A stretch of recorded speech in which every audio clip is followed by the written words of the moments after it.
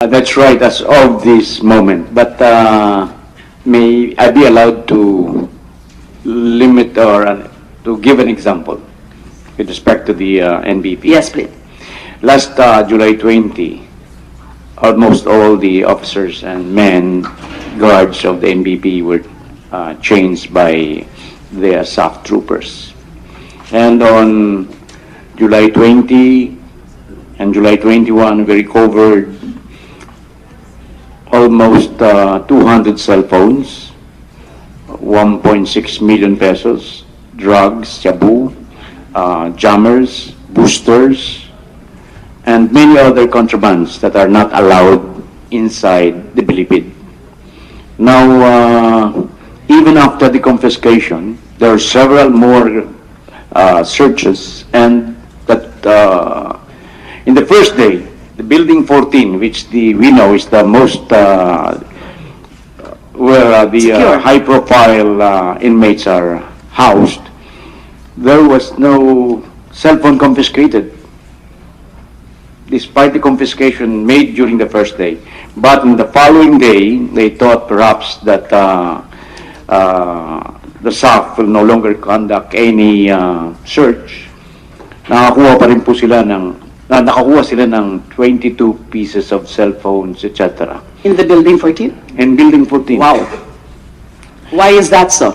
So, The Building 14 is supposed to be a secure area. Kaya nga po, pina-renovate bago ko po binalik yung Bilibid 19 from NBI detention facility. So why is that happening? well, nakita po namin na talagang napaka-creative itong mga inmates sa Building 14.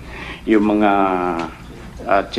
na yung kay Peter ko nakaukit sa kanyang tsinelas, yung kanyang cellphone plus yung kanyang charger. Tapos And again, okay, I can believe that kasi ganyan naman talaga noon. Walang katapusan. Senator Lima, can we just allow Secretary Aguirre to continue the narration? Okay, thank you. before I'm we sorry. interject? I'm sorry. So, marami pa rin po nakuha. The following day, mayroon pa rin charges. I don't know how were they able to hide. These are big boosters, signal boosters. Now, we know for a fact that these are prohibited inside the Bilibid. And we know for a fact that these cell phones are used by these high-profile inmates in order to transact illegal drugs throughout the Philippines. So, is this not a case where wiretapping should be allowed? Because in the first place, they are not allowed to use these cell phones.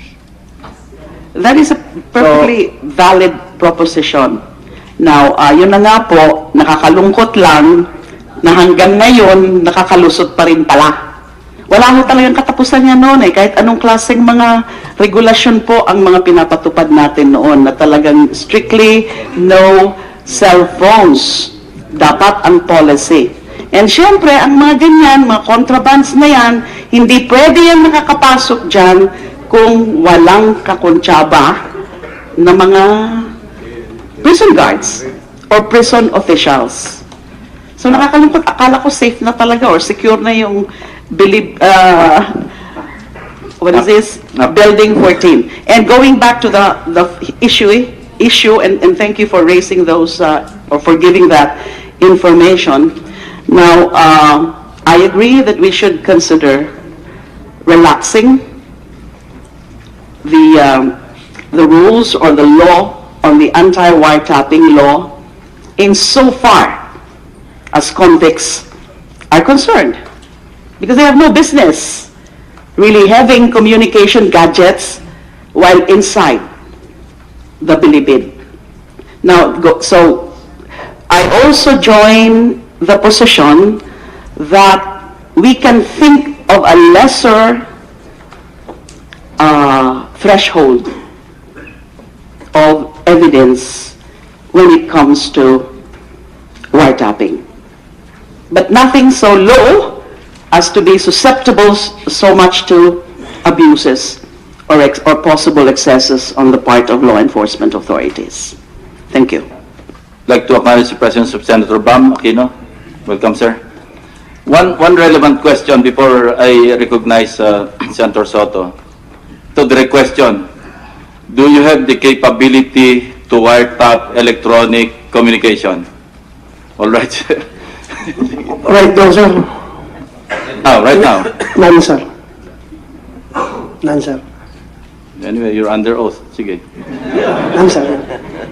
So you're not in any way capable of intercepting electronic communication? No, sir. How I wish we have that capability. NBI? I'm not saying that you're wiretapping, ano? I'm just asking if you have the capability, if you have the technical capability to wiretap, to intercept electronic communication. Wala din po, sir. Wala rin. Mr. Chair?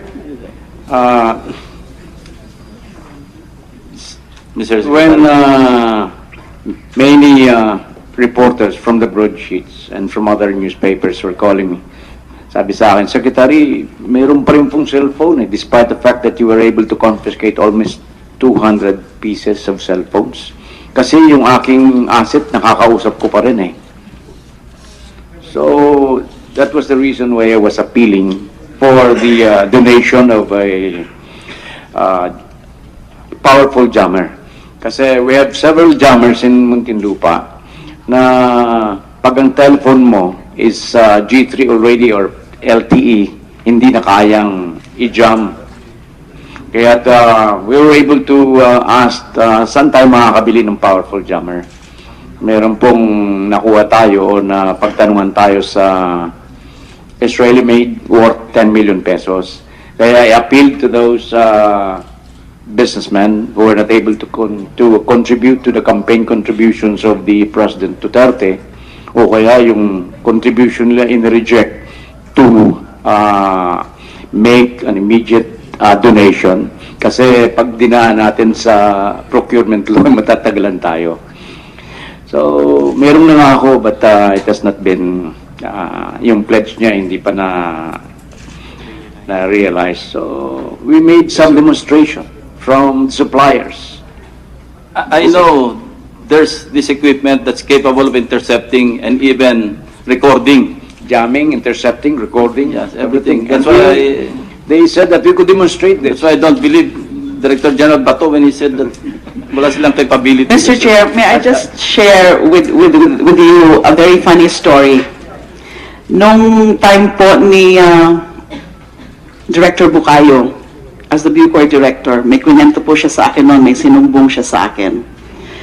As you know, may jammers talaga ang Bucor, di ba? Inside Bilibid. So during the time of Director Bukayo, may jammer. One day, nagsumbong siya, Ma'am, kaya ho pala, pag ako na gumagamit ng cellphone ko, parang it's off. You know, habang nasa office siya, off. Nagtataka siya, bakit off? Yung line niya. Yun pala, na-discover nila na yung mga jammers na supposedly i-jam kung ano mang communication gadgets dyan ng mga drug convicts na yan, ay binaliktad nila at finokus sa opisina ni Director Bukayo. Ganon sila ka-creative. So kaya ganyan, nagpapalusutan pa rin palagi hanggang ngayon pala. Mr. They're Chair. so creative because they have criminal minds. Mr. Chairman, Yes. Kasi once na may pasto, Senator Tito, pahiramin kita. but there is also an easy answer to the question of who is capable of wiretapping. The telcos. Nobody can beat them. They can wiretap anyone. Di ba? Even your text. All the text messages that you send or receive. Yeah. So, we can tap the telcos for the NBP area. Kaya-kaya i-wiretap yun. That's why I fully support the Senate bill of Senator Honasan, Lacson, and Pacquiao Pacquiao, on yeah. the relaxing the anti-wiretapping law. If you recall the Hello Garci controversy, that's electronic intercept. Cellphone yun eh. And just finally, Secretary Aguirre, with the records that you showed us or gave us, we double-checked everything. The conviction rate in the last 5 years is 2% in drugs. Thank you. But we have to, The information of we have everyone. to note also, but there are some pending cases. So hindi malamang na Yes, not but that is the resolution, conviction pending rate as of now. as they are the numbers of convictions as of 2016. But it doesn't mean that the May pending pa. cases Yes. are. Okay. Chair? Senator Nancy Binay, and then after Senator Binay, Senator Pacquiao. Secretary Aguirre, kadugtong lang ho nung tanong Opo. ni Senator Soto. Dun sa 3,482, ilan ho dito yung masasabing drug lord o big fish? Yun po ang kwan eh. Yun nga ang parang we will make another report kasi incomplete ang picture dyan eh. Kasi hindi sinasabi dyan dun sa resolution whether the drug case was dismissed or not. Kaya- So hindi pa ho pala sure kung yung 3,482 nakakulong na tong mga taong to sa Bilibid. Perhaps you're talking about different thing. Baka yung 1,469 sinasabi nyo. Ano? She's asking the 3,482 resolved cases in the last 5 Sabi nyo, meron years. na kayong total conviction na 3,482. So I assume nakakulong na ho to sa Bilibid. Opo na po, nakakulong na yung mga yan. And ilan mo dito yung drug lords or big time pushers?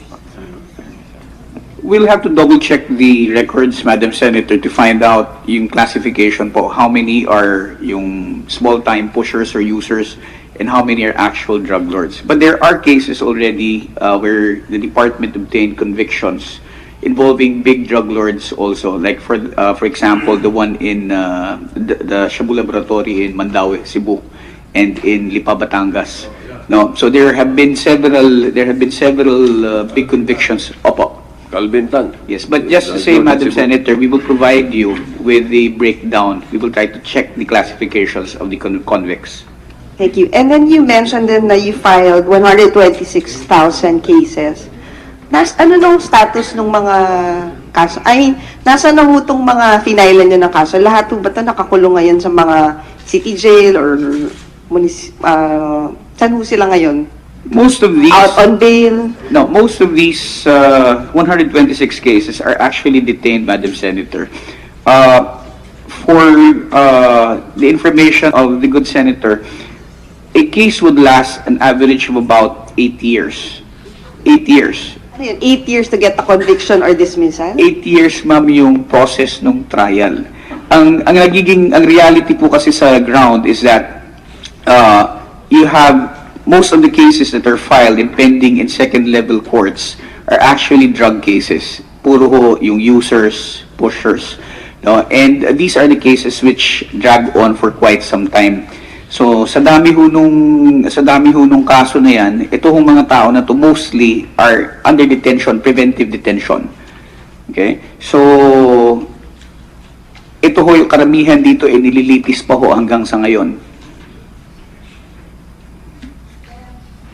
How severe ho yung mga cases nila? Out of, I guess, yung 126,000. And siguro, paano nyo ba kina-classify yung small time pusher, drug lord? Well, most of the cases that are filed, ma'am, are the ones which are filed in the city and the provinces. These are cases involving buy-bust operations. Yung mga small-time users, yung mga nahuhuli ho ng nagpe-peddle ng drugs, yung mga nahuhulihan ho na actually gumagamit sa mga small-time dens, no? And those who are actually engaged in small-time selling and use of drugs. This is the vast majority of the numbers that we have. Mga ilang percent ho sila dun sa 126,000? Siguro po dito po lalabas po yung mga 90% po yan. Approximately 90%. And then 10% lang ho talaga yung mga 90, the remaining 10% would be those who are actually engaged in big time selling, yung mga malakihang distribution ho ng drugs, and then the laboratories that we have. Meron ho ba tayong big time drug lords na pending pa rin yung case? We have cases which have actually been filed recently, Madam Senator. This involves Chinese nationals who were found, who were caught in Malabon, arrested in Malabon. This involves a laboratory. no? And then we have also we have a case which was filed sometime in July involving a ship which was found carrying in Subic, no? Some quantity, I think 5 kilos were found in that area. And we have several cases. I cannot give the exact details now, but immediately after the start of the administration of President Duterte, there have been a lot of big cases that have been filed. The most recent one that we have is the one which was caught in Mandaluyong involving yung ecstasy, huge quantities, yes, party drugs that they call, which is also being handled now by one of our offices in the field po. Mr. Chairman, baka you can just provide the committee with the data. Yes, Madam Senator. Tapos, Secretary Reyes, ilan ho ba talaga yung figures natin for drug users? Kasi meron ng 3 million, may 3.7 million. I mean, based on your official data. Thank you, Mr. Chair and Madam Senator. Actually, we have several data sources, Madam Chair. From the computation of the enforcement sector, we have around 3 to 3.7 million Filipino users.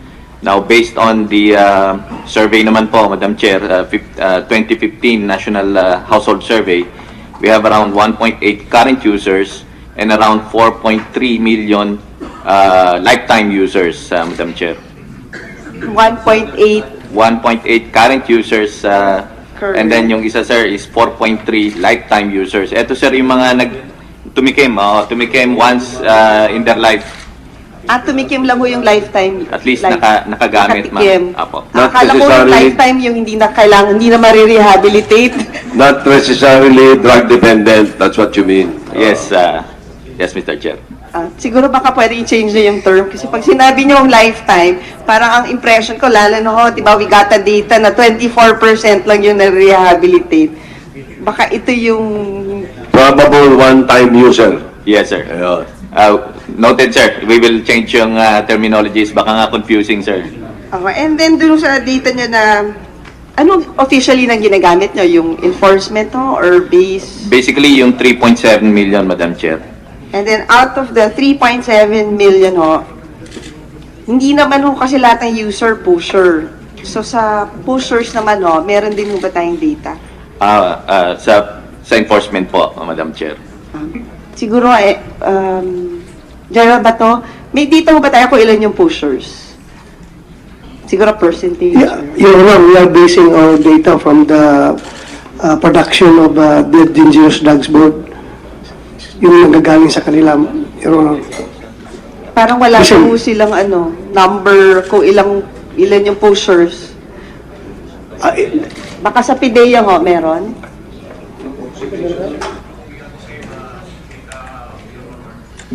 We have the same data, Your Honor, based on the Dangerous Drugs Board. Ano yung data? So basically, ma'am, what we're saying is basically nakamix sila, ma'am. So pwedeng out of the 3 million, nandun na rin ho yung Yes, ma'am. pushers. Mga ilang percentage ho out of the users yung More often than pushers? not, ma'am, yung users po kasi, once they get into the habit, they really turn to pushing later on, no? To sustain po yung habit nila. So medyo malaking percentage po ito, Madam Chair, Mr. Chair. yung big time pushers ho. May idea ba tayo kung yung nag-ooperate ho ba dito, may 100, may 500 ho ba sila, or may ganong data ho ba tayo? Chief Mandalero, Mr. Chairman.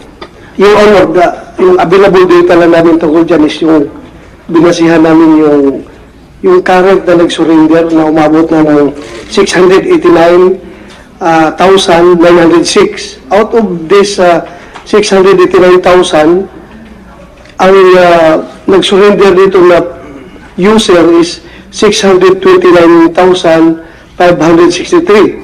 Tapos yung pusher is 46,028. Yan yung data lang na available sa amin, Your Honor, based doon sa surrenderies sa ating Project Bubble Barrel. Mga 20%. Ano? Ito sir, Kung mag-approximation ka, kung mga 20-25%. Therefore, kung there are 3.7 probable drug dependents in the country, 20-25% are pushers. Ang ito sir yung surrendered user is 91.25%. Ang user. Ang surrendered poser is 8.91%. Mas mababa. Okay. Mababa. 10%. Sa more or less 10%. 3.7, mga 370,000 pushers. Yes. Now, the classification, Senator Binay, Mr. Chairman, if I may just be allowed, whether you are a street pusher, you are a mid-level pusher, or a drug pusher, or a drug lord, they are all called drug dealers. No matter what the classification, they are drug dealers. That's the international term. Thank you.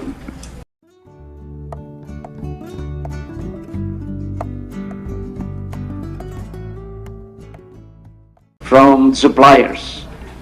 I know there's this equipment that's capable of intercepting and even recording. Jamming, intercepting, recording. Yes, everything. And That's why they said that we could demonstrate this. that's why I don't believe Director General Bato when he said that wala silang capability. Mr. Chair, may I just share with you a very funny story.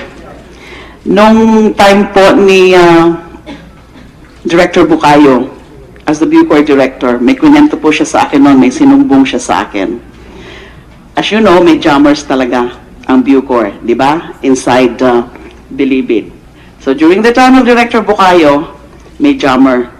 One day, nagsumbong siya, Ma'am, kaya ho pala, pag ako na gumagamit ng cellphone ko, parang it's off. You know, habang nasa office siya, off. Nagtataka siya, bakit off? Yung line niya. Yun pala, na-discover nila na yung mga jammers na supposedly i-jam kung ano mang communication gadgets dyan ng mga drug convicts na yan, ay binaliktad nila at finokus sa opisina ni Director Bukayo. Ganon sila ka-creative. So kaya ganyan, nagpapalusutan pa rin palagi hanggang ngayon pala. They're so creative because they have criminal minds. Mr. Chairman. Yes. Kasi once na may pasto, Senator Tito, pahiramin kita. But there is also an easy answer to the question of who is capable of wiretapping. The telcos. Nobody can beat them. They can wiretap anyone. Di ba? Even your text. All the text messages that you send or receive. Yeah. So, we can tap the telcos for the NBP area. Kaya-kaya i-wiretap yun. That's why I fully support the Senate bill of Senator Honasan, Lacson, and Pacquiao on the relaxing the anti-wiretapping law. If you recall the Hello Garci controversy, that's electronic intercept. Cellphone yun eh. And just finally, Secretary Aguirre, with the records that you showed us or gave us, we double-checked everything. The conviction rate in the last 5 years is 2% in drugs.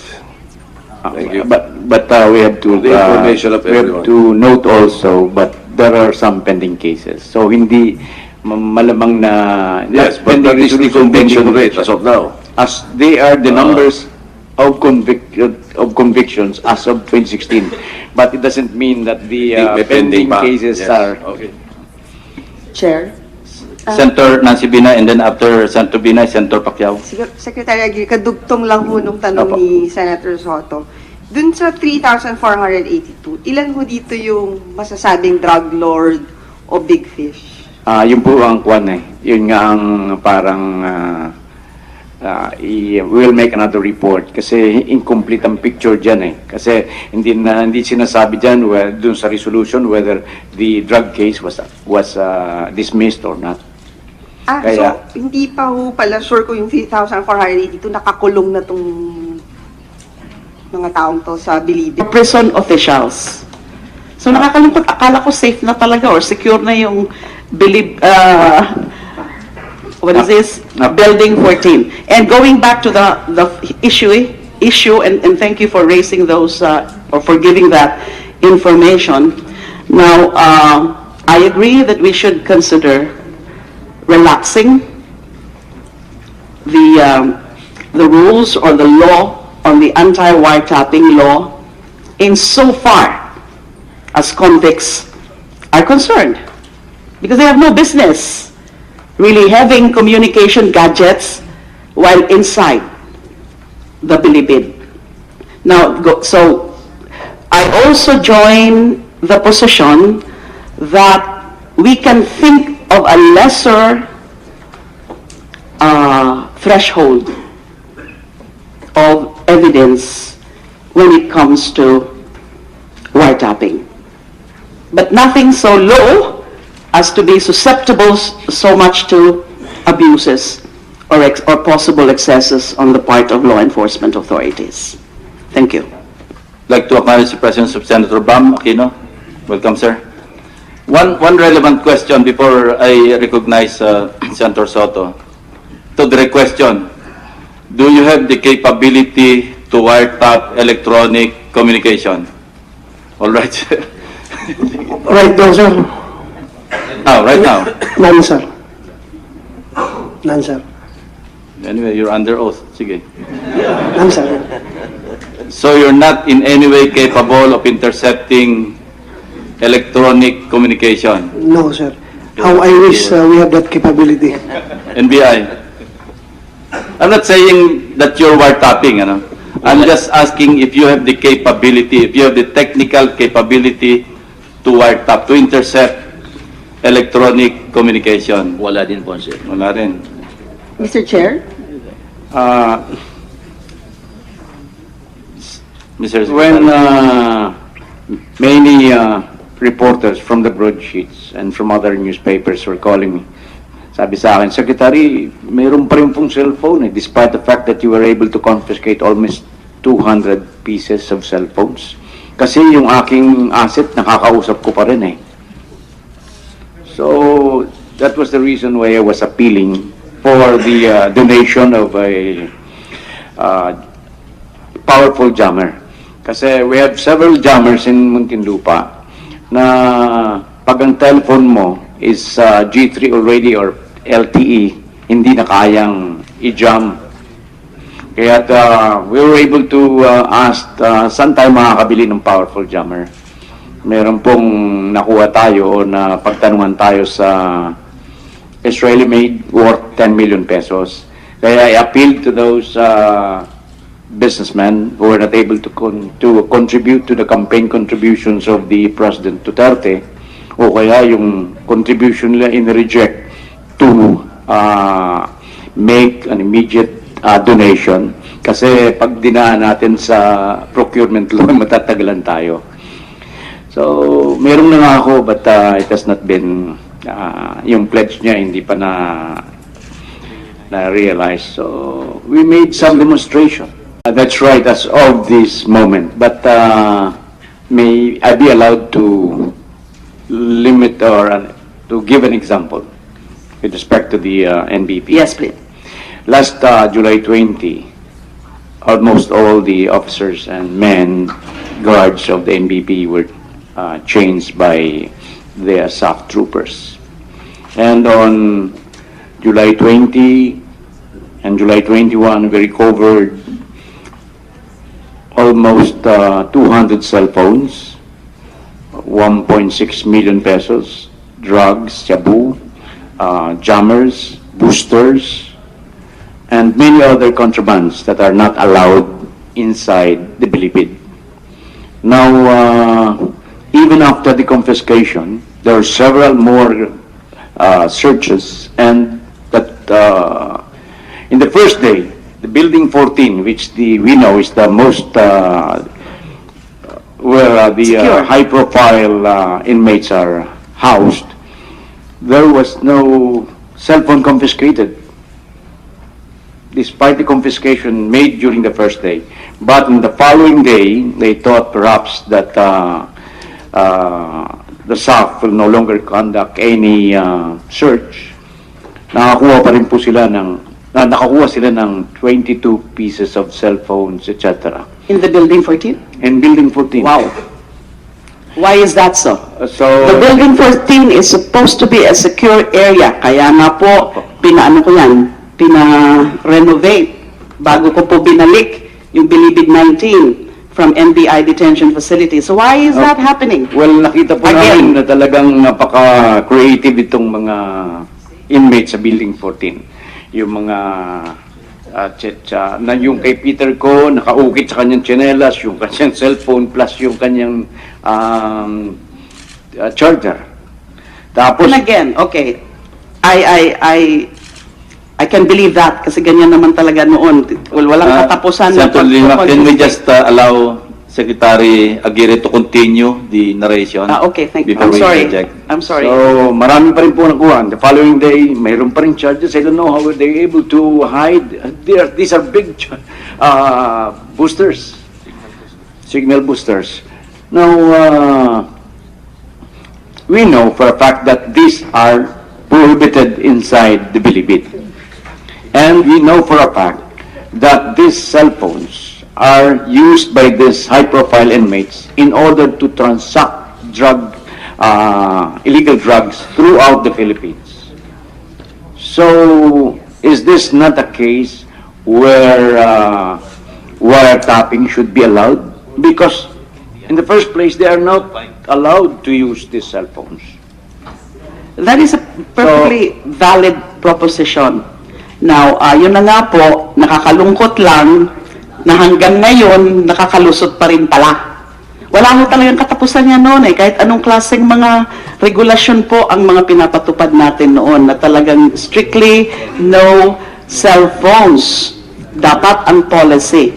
And syempre, ang mga ganyan, mga contrabands na yan, hindi pwede yan nakakapasok dyan kung walang kakontsaba na mga prison guards. Perhaps you're talking about different thing. Baka yung 1,469 sinasabi nyo. Ano? She's asking the 3,482 resolved cases in the last 5 Sabi nyo, meron years. na kayong total conviction na 3,482. So I assume nakakulong na ho to sa Bilibid. Opo na po, nakakulong na yung mga yan. And ilan mo dito yung drug lords or big time pushers? We'll have to double check the records, Madam Senator, to find out yung classification po. How many are yung small-time pushers or users and how many are actual drug lords. But there are cases already where the department obtained convictions involving big drug lords also. Like for example, the one in the Shabu Laboratory in Mandaue, Cebu, and in Lipa, Batangas. No, so there have been several big convictions. Opo. Calvin Tan. Yes, but just to say, Madam Senator, we will provide you with the breakdown. We will try to check the classifications of the convicts. Thank you. And then you mentioned then that you filed 126,000 cases. Ano nung status ng mga kaso? Nasa na ho itong mga finailan nyo ng kaso? Lahat ho ba ito nakakulong ngayon sa mga city jail or saan ho sila ngayon? Most of these, Out on bail? no, most of these 126 cases are actually detained, Madam Senator. For the information of the good senator, a case would last an average of about 8 years. 8 years. Ano yun, 8 years to get a conviction or dismissal? 8 years, ma'am, yung process ng trial. Ang reality po kasi sa ground is that you have most of the cases that are filed and pending in second-level courts are actually drug cases. Puro ho yung users, pushers. No? And these are the cases which drag on for quite some time. So, sa dami ho nung kaso na yan, ito hong mga tao na to mostly are under detention, preventive detention. Okay? So, ito ho yung karamihan dito ay nililitis pa ho hanggang sa ngayon. How severe ho yung mga cases nila? Out of, I guess, yung 126,000. And siguro, paano nyo ba kina-classify yung small-time pusher, drug lord? Well, most of the cases that are filed, ma'am, are the ones which are filed in the city and the provinces. These are cases involving buy-bust operations. Yung mga small-time users, yung mga nahuhuli ho ng nagpe-peddle ng drugs, yung mga nahuhulihan ho na actually gumagamit sa mga small-time dens, no? And those who are actually engaged in small-time selling and use of drugs. This is the vast majority of the numbers that we have. Mga ilang percent ho sila dun sa 126,000? Siguro po dito po lalabas po yung mga 90% po yan. Approximately 90%. And then 10% lang ho talaga yung mga... 90, the remaining 10% would be those who are actually engaged in big-time selling, yung mga malakihang distribution ho ng drugs, and then the laboratories that we have. Meron ho ba tayong big-time drug lords na pending pa rin yung case?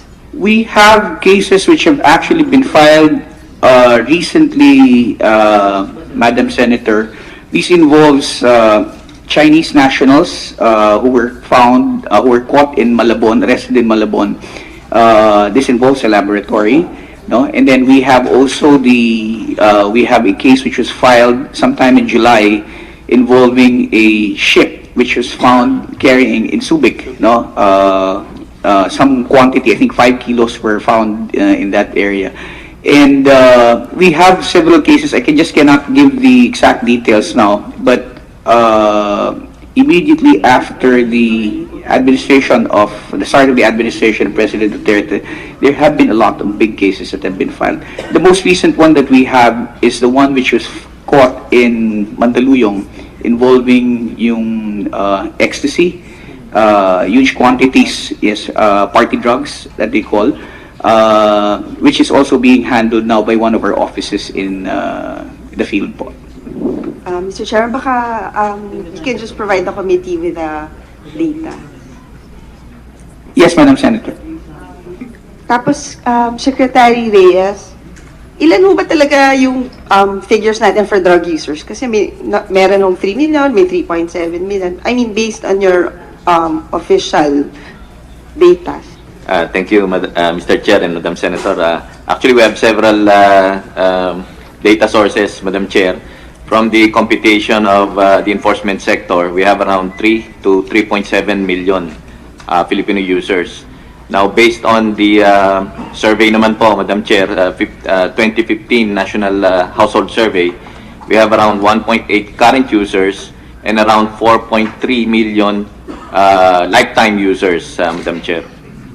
1.8 1.8 current users, and then yung isa, sir, is 4.3 lifetime users. Ito, sir, yung mga tumikim once in their life. Tumikim lang ho yung lifetime. At least nakagamit, nakatikim. ma'am. Apo. Akala ko yung lifetime yung hindi na marirehabilitate. Not necessarily drug dependent, that's what you mean. Yes, yes, Mr. Chair. Siguro baka pwede i-change na yung term kasi pag sinabi niyo yung lifetime, parang ang impression ko, lalo na ho, diba, we got a data na 24% lang yung na-rehabilitate. Baka ito yung... Probable one-time user. Yes, sir. Ayun. Noted, sir. We will change yung terminologies. Baka nga confusing, sir. Okay. And then dun sa data niyo na, anong officially nang ginagamit niyo? Yung enforcement ho, or base? Basically, yung 3.7 million, Madam Chair. And then out of the 3.7 million ho, hindi naman ho kasi lahat ng user pusher. So sa pushers naman ho, meron din ho ba tayong data? Sa enforcement po, Madam Chair. Siguro, General Bato, may data ho ba tayo kung ilan yung pushers? Siguro percentage? Yeah, Your Honor, we are basing our data from the production of the Dangerous Drugs Board. Yung nanggagaling sa kanila, Your Honor.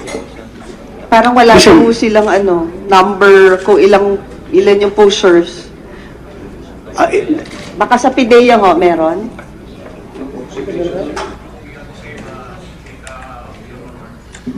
We have the same data, Your Honor, based on the Dangerous Drugs Board. Ano yung data? So basically, ma'am, what we're saying is basically nakamix sila, ma'am, eh. So